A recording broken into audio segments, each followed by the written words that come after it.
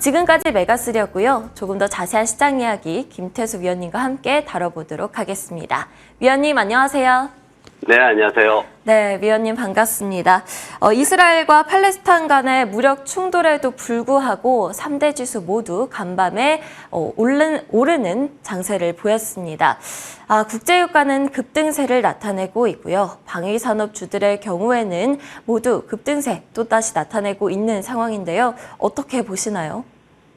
네, 지금 시장에서는 과거 트럼프 대통령이 중동 지역에서 국제 경찰 역할을 미국이 스스로 포기하는 상황이 되다 보니까 이런 상황으로 계속 진행이 되고 있다. 결국은 이게 미국과 이란의 전쟁이다라고 그렇게 지금 해석을 하면서 어떤 또 다른 전면전이 일어나는 그런 상황들이 우크라이나 쪽에 있고 또 중동에도 또 생기고, 그리고 미국이 어떻게 지금 좀 제대로 대처를 하지 못할 것이다라는 얘기가 나오면서 여기에 대한 리스크가 더 가중될 수도 있다, 이렇게 지금 평가를 하고 있습니다.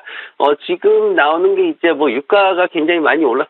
중동 쪽 전쟁 나니까 당연히 유가는 올랐고, 여러 가지 이슈들이 있습니다. 사우디아라비아나 이런 나라들이 여러 가지 기업들에 대해서 조치를 취하는 그런 부분들이 있기 때문에 유가가 좀 올라가는 모습이고, 그리고 미국 내에서는 그 파업이 좀 더 확산되는 모습입니다. 지금 자동차 쪽 노조들이 지금 GM이나 포드나 이런 회사들 쪽에서 또 파업이 얘기가 나오고 있는데, 그거가 좀 더 확산되면서 GM의 맥 트럭 공장이 있습니다. 여기 한 4,000명 정도가 일을 하고 있는데 이분들이 또 파업에 들어갔습니다. 그러다 보니까 전체적으로 여기 자동차 시장이 굉장히 지금 좀 뜨거운 어떤 그런 주목을 받고 있는 그런 모습이 있고, 다만 이런 전체적인 시장의 어떤 그 안 좋은 분위기들을 제퍼슨 연준 부의장이 나서가지고 모두 이렇게 돌리는 그런 모습을 봤습니다. 지금 제퍼슨 부의장 같은 경우에는 추가적인 억제를 금리 인상을 굳이 하지 않더라도 국채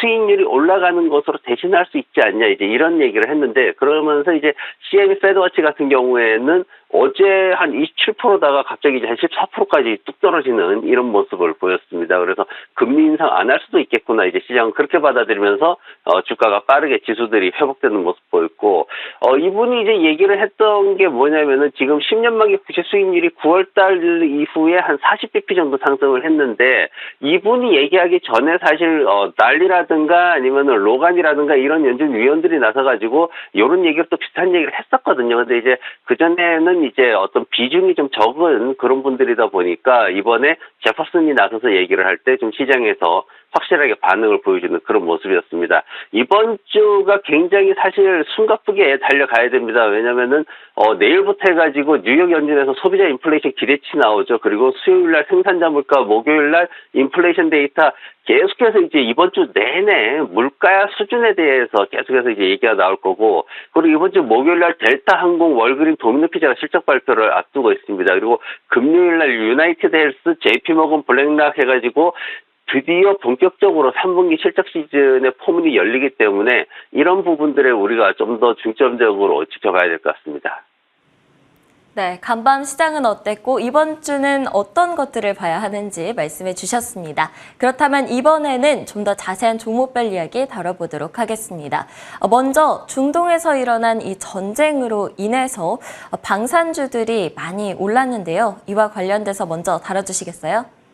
네, 방산주들 좀 시들시들하게 주가가 그렇게 늘어지고 있었는데 하룻밤 만에 완전히 되돌리는 모습 보였습니다. 로키드 마틴 같은 경우에도 8%나 상승을 했고, 그리고 널스럽 그루먼이라는 회사가 있습니다. 군사기술 제공업체인데 이 회사 같은 경우에는 11%나 올라가는 모습을 보였습니다. 그리고 제너럴 다이나믹 항공우주 방위주라고 구분을 하고 있죠. 한 6% 정도 상승하는 모습 보였고, 항공주들이 지금 유가가 올라가니까 사실 항공주들은 이번 3분기 실적 전망을 이미 다들 다운시켜 놓은 상황이거든요. 근데 유가가 또 올라가다 보니까 다시 또 주가는 하락하는 모습 보였습니다. 한 4% 내외로 다들 하락하는 모습 보였는데, 유가 상승으로 인해 가지고 연료비 상승 문제가 계속해서 좀 머리를 아프게 하는 그런 모습입니다. 그리고 이제 유가가 폭등하면서 에너지 기업들이 또 주가 상승을 했어요. 엑슨모빌도 한 3% 정도 상승했고, 그리고 쉐보론도 한 2%대 상승하는 모습 보였습니다. 특히 이제 쉐보론 같은 경우에는 이스라엘 에너지부에서 이제 나온 얘기가 북부 해안에 이제 그 천연가스전을 갖다가 폐쇄해라 이렇게까지 또 지시가 내려와가지고 이 유가 관련해가지고 뭐 상승을 하니까 이제 에너지주들이 오르긴 했지만 전쟁이라는 리스크는 어디에서 터질지 모르기 때문에 좀 투자에 주의가 필요합니다.